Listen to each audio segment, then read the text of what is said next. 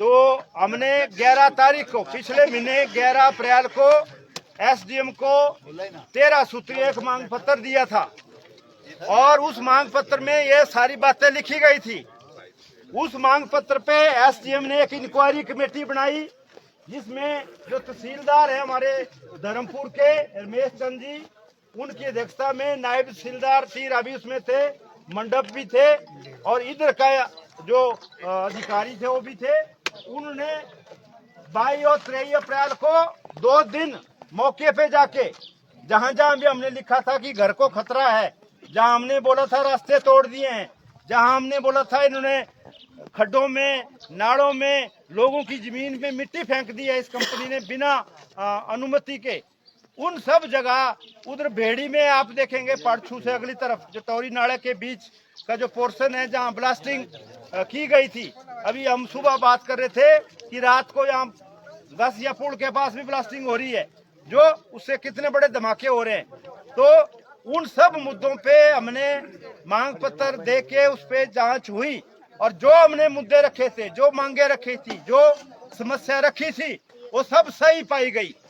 उसके बारे में 2 मई को धर्मपुर में एसडीएम ने एक मीटिंग की जिसमें ये जो सड़क है ये हिमाचल सरकार नहीं बना रही है, इसको बना रही है हमारी केंद्र सरकार।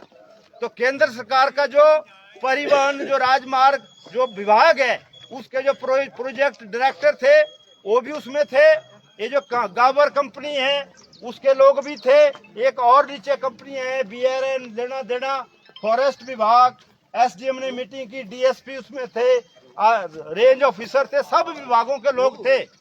और उस मीटिंग में तय हुआ था कि 15 मई तक ये यहाँ जगदीश जी के घर की तरह गारला जी यहाँ आए हैं, चोलथरा पंचायत के प्रधान हैं, चोलथरा में भी ऐसे आधा दर्जन घर हैं, सूबेदार भूप सिंह हैं, सरवण हैं, धर्मचंद जी हैं, अन्य कई लोग हैं जिनके घर भी ऐसे ही लटके हैं जैसे ये घर जगदीश का लटका है।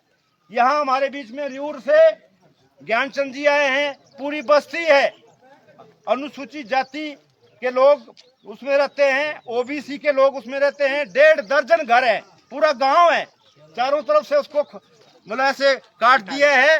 जो ही बरसात होगी दरारें पड़ गई है, पानी भरेगा, पूरा गांव नीचे आ जाएगा। तय ये हुआ था कि 15 दिनों में कंपनी वहां काम करेगी, जो रास्ते तोड़ दिए हैं उनको बनाएगी, ऐसा 2 तारीख की मीटिंग में तय हुआ था। हमने 15 दिन इंतजार किया, 17 मई तक 15 दिन हो गए। हमने 20 तारीख को फिर मांग पत्र दिया एसडीएम को सरका घाट में जाके कि वो काम नहीं किया कंपनी ने, यहाँ 2 प्लेटें लगा दी, फिर 10 दिन गायब रहे। अभी 4 दिन पहले आए थे, 1 प्लेट फंसा के चले गए। अभी आप देखो इस घर को अगर दीवार लगनी है, अभी तो नींव नहीं खड़ी गई इसकी, अभी मलबा नहीं उठाया गया। इसको हटाने के लिए ऐसा नहीं है उठ नहीं सकता, अगर ये चाहेंगे तो 1 दिन में उठ जाएगा। 2 जेसीबी दोनों तरफ से लगेगी, ट्रकों को भरेंगे तो शाम को उठ जाएगा 1 दिन में ही, मगर ये नहीं उठाते हैं, नहीं करते हैं। दिखाने के लिए 1 दिन आ गए, अब गायब हैं। कल हम या परसों आए थे तो एक जेसीबी लगी हुई थी, आज वो जेसीबी नहीं है।